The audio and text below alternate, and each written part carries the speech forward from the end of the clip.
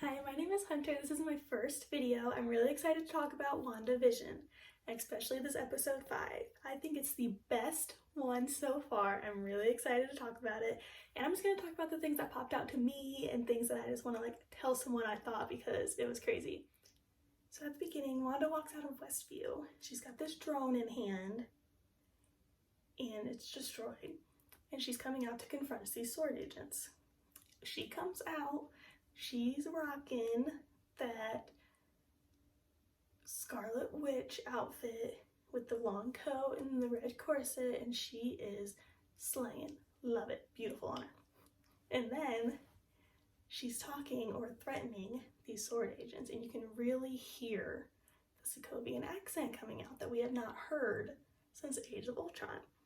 And it's kind of been confirmed that when Wanda joined the Avengers, she trained with Natasha on disguising her voice so that she'd be less noticeable in public and on missions. But now she's letting that accent come back out and you can really see the difference, and I am here for it, baby. Love it. Also, another thing I noticed is during this scene, it's kind of heavy and there's a lot of tension. It kind of makes it seem like Wanda is the villain in her own show. That be true or not, we will find out later. But at this point, it's kind of evident that that's how we're supposed to see it. Now, towards the end of the show, we're going to kind of be jumping all over the place here. When Vision is trying to get Wanda to confess to locking all these people here and controlling their minds and stuff, she tries to roll the credits of the show in the middle of him talking, so that she thinks he'll drop it. But he doesn't, all right? And then she kind of starts thinking, maybe I'm not in control. And that leads to the question, who is in control? Which we don't know yet. But she's kind of thinking, kind of going down this rabbit hole, maybe I'm not in control. And then the doorbell rings as a distraction. And she claims that she didn't make it do that. So whoever is controlling her wants her to be distracted and not thinking about that. And then she opens the door.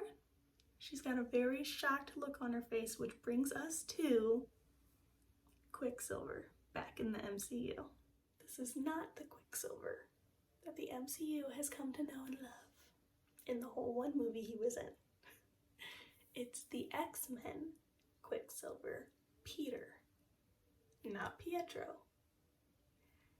And Wanda tells Vision that she did not do this, right? So that leads to the question, did someone send him as the distraction? Is it the multiverse who sent him? Is it actually Pietro, or is it Peter? Does he have Pietro's memories? All these questions need to be answered, okay? Now first, Wanda tells Vision that she did not do this, but what if she didn't do it on purpose? There have been a lot of Pietro mentions in the show so far. And in this episode alone, Tommy and Billy, her twin boys, remind Wanda of just how powerful she is because she can bring things back from the dead. And they were talking about their dog, Sparky. Right in front of Agnes, I will add. Which is very weird because Agnes kind of seems like the only one that might actually know what's going on. She's the one that finds Sparky after he ate some leaves. And maybe she was trying to test Wanda to see if she would actually bring Sparky back to life. Maybe she's trying to see if Wanda is controlling everything, or maybe Agnes is the one controlling everything and she's trying to keep Wanda in check. Anyways, the twins remind Wanda of how powerful that she really is. So maybe subconsciously, she made up this version of Pietro come to life, or she pulled Peter from another universe. This could be giving us more information about the multiverse in the MCU. And we knew before that WandaVision was originally supposed to take place later, after Black Widow and after Falcon and the Winter Soldier, and right before Doctor Strange. Because we know Wanda is going to be in Doctor Strange Multiverse of Madness. So we know we're going to get into the multiverse. And this all was obviously filled beforehand. So maybe. Secondly, what if Wanda had nothing to do with Peter/Pietro showing up? Okay. This puts into question who did send him.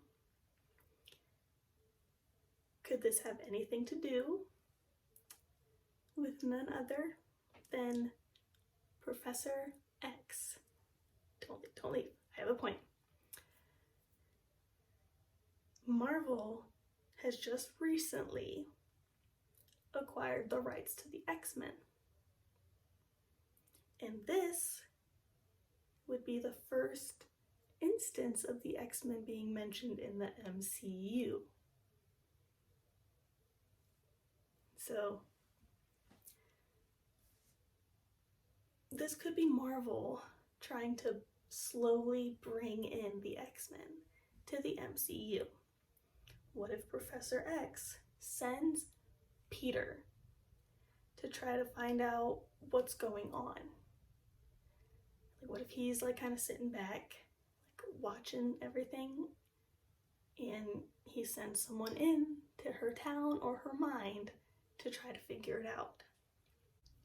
Now, some people will say that the timeline isn't right with the X-Men. To that I say, is any timeline right with the X-Men? If you know the timeline of all the X-Men movies, please let me know, because it's very confusing. All I know is this episode of WandaVision takes place like 70s, 80s, and Days of Future Past takes place in 1973, which is around the same time.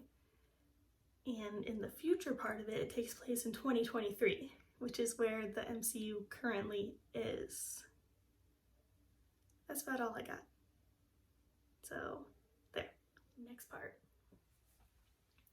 Who is the aerospace engineer?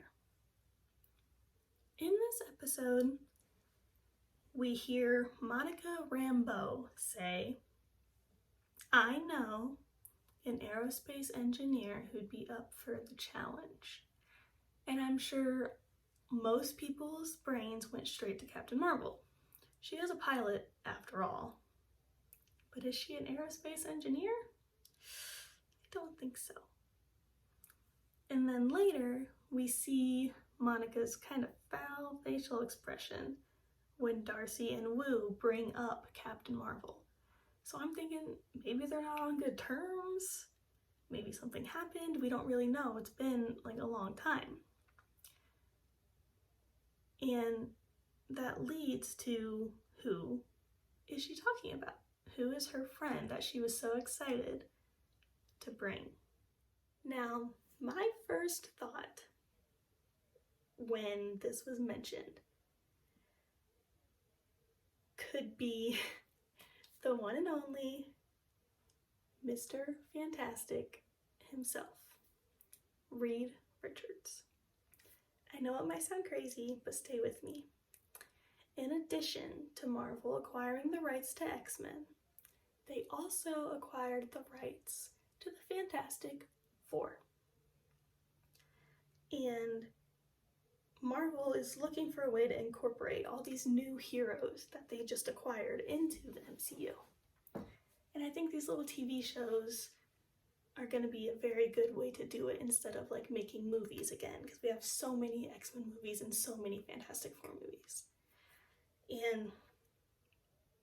But if they brought them in now, that would bring up the question, well, if they've been in the MCU all this time, where were they during all these battles? to that, I say, that's just it. What if they simply don't exist yet? Maybe Monica and Reed are friends. Maybe they went to college together. Maybe they were study buddies. Who knows? Because we don't. But this could be a fantastic way to introduce a new iteration of heroes into the MCU without any shenanigans. They simply don't exist yet. And there are unlimited possibilities on what they can do with that. Lastly, the lovely infomercials. This week we got Lagos brand paper towels for when you make a mess you didn't mean to.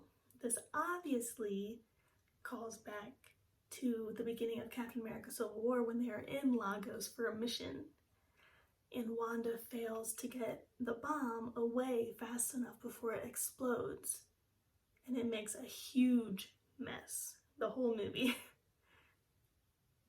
But we don't know why that they are referring to that. Well, that's all I have for you guys. Thank you for letting me get this off my noggin, and thank you for listening to me. And let me know if you liked this, and if you have anything to add or to debunk my theories here, I would love to hear them. Let me know if you like this video, and let me know if I should keep doing them.